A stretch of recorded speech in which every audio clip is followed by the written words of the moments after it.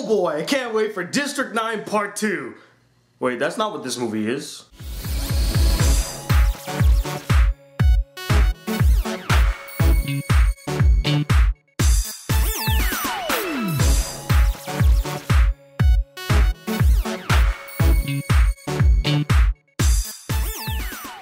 What up, y'all? It's the Black Critic Guy, and I just got back from seeing Elysium. So Elysium takes place in the distant future where the rich and powerful live on this space station known as Elysium, which is basically a utopia where no pain is felt, people can get cured of all diseases, everything is great. While those who weren't born with a silver spoon up their ass, on the other hand, live on a decimated, overpopulated, and polluted Earth. And it follows Matt Damon's character Max, who's an ex-convict who's trying to meet ends meet. Unfortunately, one day at work, an accident befalls him that gives him only 5 days to live. So with nowhere to turn and his back against the wall, he turns to this one guy that he once did jobs for in order to obtain access to Elysium to cure him of his ailment. But in order to get to Elysium to cure himself of this ailment, he has to do one more job for this guy. Now I was very interested in seeing this film. It's the follow-up to Neil Blomkamp's hugely successful District 9, which I wasn't a big fan of, but I understand why people like it a lot. And I gotta say, guys, I really enjoyed this movie, not only for the visuals,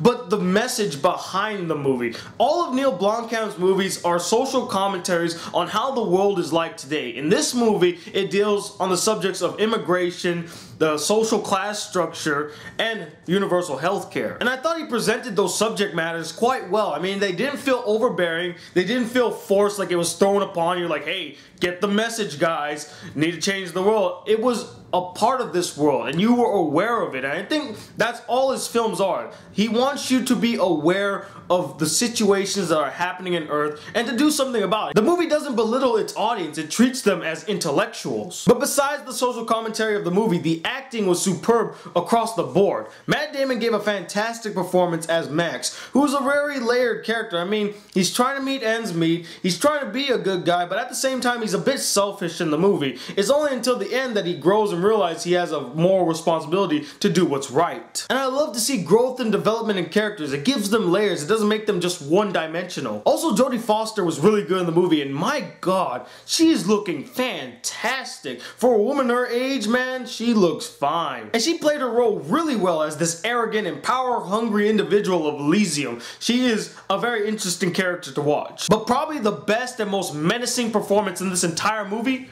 Sharlto Copley. This guy kills it as Kruger, who's this ex-sleeper agent who works for Elysium, and this guy is like unstoppable. He's crazy. And this goes without saying, but the visuals in this film looked amazing. The aircrafts looked so damn real that I wouldn't doubt that they were actually real aircrafts, like they went into a secret government base, stole a bunch of aircrafts, used it for the film.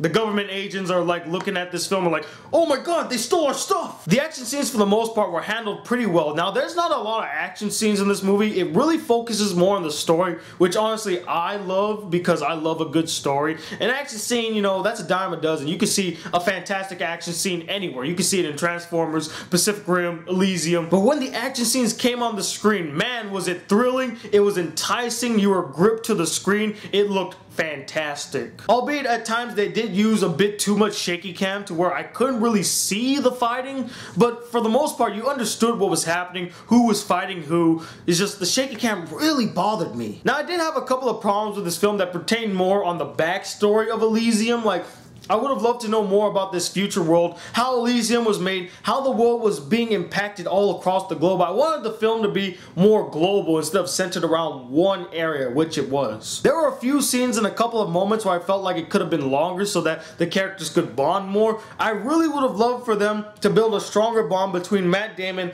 and his love interest in the movie, whose name I kind of forgot. I apologize. But she's that chick from I Am Legend and Predators and Repo Man. She is freaking hot. I mean, we do get a backstory on their relationship, but I would have loved to see them bond more in this movie. We don't really get a lot of moments with them two together. And although this film is thematically different from District 9, it follows the exact same beats of District 9. It has the same story structure. I mean, just think of the story of District 9 or watch the movie and you'll see just how similar it is to Elysium. I mean, a few things are tweaked here and there, but it's pretty much the same type of story. And although I did enjoy the ending and the message behind it, I did feel like the ending was a bit cliche, and that's all I'm going to say about that. But overall, Elysium is more than just a typical sci-fi movie. It is an enthralling and socially aware story with great acting, interesting characters, great visuals, awesome action scenes, and a powerful message behind it. And that's why I'm going to give this film a 4.5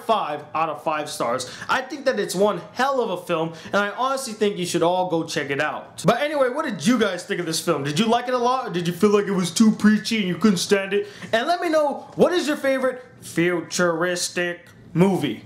Comment below. Let me know. Also, go check out my Facebook fan page. I'm trying to break 200 likes by the end of next week. So be sure to click that like button, tell your friends about it, check it out, all that good stuff. But until then, guys, hit that subscribe button. If you're new to my channel, welcome to the Black Critic Guy. Like this video if you really enjoyed it. And I'm Tony Watley II from the Black Critic Guy. Till then, peace, YouTube.